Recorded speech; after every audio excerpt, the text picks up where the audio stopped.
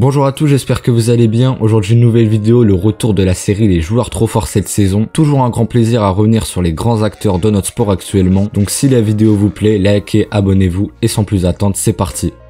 Je me voile sûrement la face, mais j'y crois à ce que les blessures et Pedri ça soit fini. En tout cas, j'espère énormément. Depuis le début de la saison, il l'est pas et il est beaucoup trop fort. C'est une pièce maîtresse du jeu de Hansi Flick. Quand il est sur le terrain, Pedri c'est le football, l'un de mes joueurs préférés et les joueurs le comparant, ils usent bien ça. Quand t'es surnommé le nouveau Andrés Iniesta, c'est que t'as quelque chose en plus. D'ailleurs, bonne retraite à cette très grande légende du football qu'il est. Pour revenir sur Pedri, comme je le répéterai jamais assez, sans les blessures et sur le talent pur, c'est un joueur exceptionnel et c'est pour ça que je suis dégoûté et qu'on est tous dégoûtés à chaque fois qu'il est un pépin physique. Comme vous pouvez l'entendre, je suis un énorme admirateur de joueurs et puis le football, techniquement dans les petits espaces, c'est presque unique aujourd'hui. Ce qui est fou, c'est qu'il a encore que 21 ans. Il avait vraiment tout cassé super tôt. Lui, il a 15 ans de plus et redevient la meilleure version de lui-même après 2 premières saisons compliquées au Barça. 2 doublés, un triplé, 2 autres buts et une confiance pleinement retrouvée sous celui qui l'avait entraîné à son prime, Hansi Flick. Si on doit réduire qu'à une seule chose son début de saison, c'est pour moi la définition du renard des surfaces, que des buts de numéro 9 super subtils. Ça fait grave plaisir de voir un aussi grand joueur redevenir trop fort. Peut-être que s'il reste à ce niveau, le Barça pourra prétendre à plus cette saison par rapport à l'an passé, car même hors du jeu décevant de Xavi, un énorme neuf ainsi qu'un énorme Lewandowski manquait beaucoup. Je m'en rappelle, il y a encore 9 mois, ça voulait le dégager du club et aujourd'hui il fait l'unanimité. Je parle bien de Rafinha, quel joueur il est devenu depuis son match et son doublé contre le Paris Saint-Germain en quart de finale de Ligue des Champions. Depuis ce jour-là, c'est plus le même homme, il est devenu trop boosté. Aujourd'hui, c'est l'un des meilleurs au monde à son poste, clairement depuis 2-3 mois. Qu'il soit dans l'axe en position de milieu offensif ou sur l'aile à gauche, soit Hansi Flick, ça marche du tonnerre. Il est même très haut dans la hiérarchie des capitaines et quand on sait qu'il aime ce club comme peu, ça rend l'histoire encore plus belle. Il est devenu petit à petit le joueur à tout faire de cette équipe, le finisseur, le passeur, l'organisateur, etc.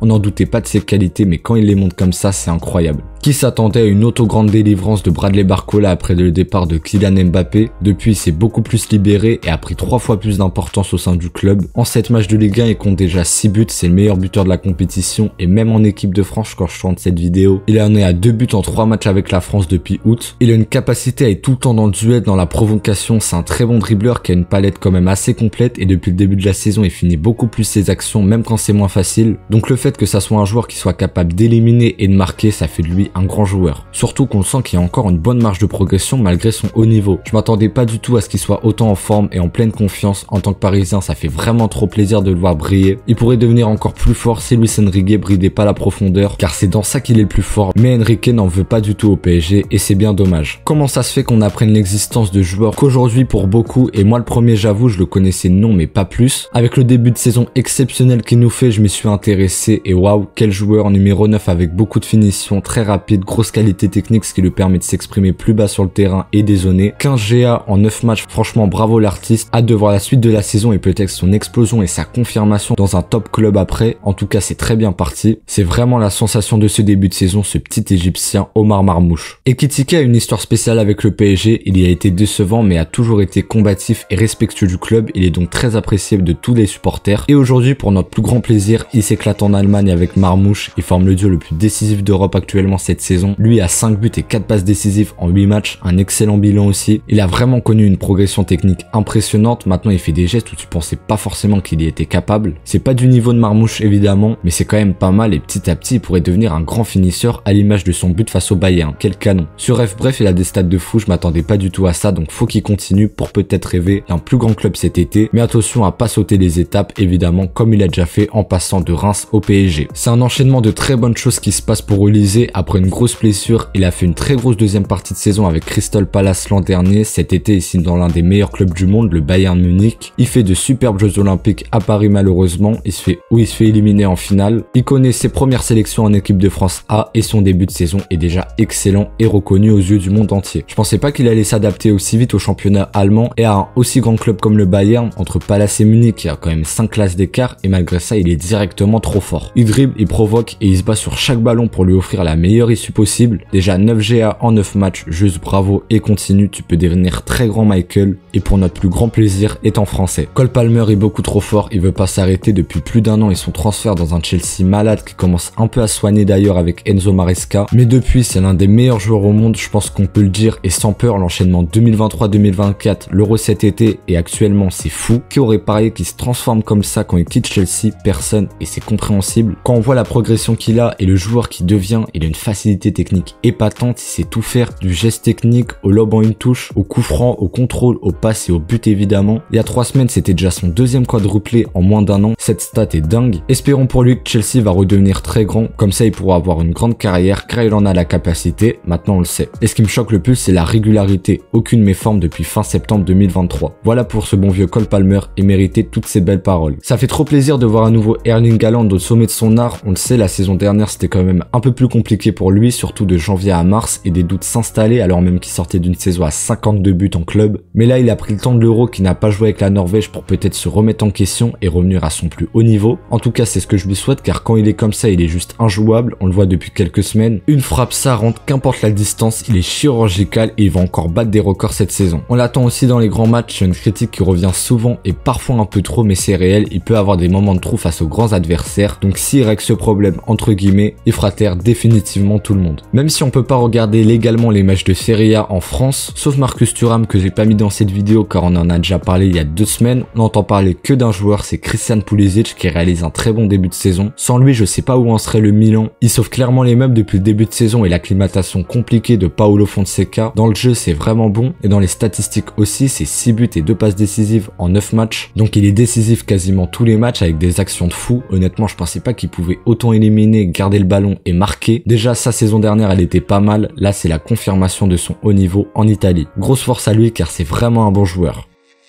Merci à tous de m'avoir suivi, si la vidéo vous a plu, likez, abonnez-vous et moi je vous dis à très vite.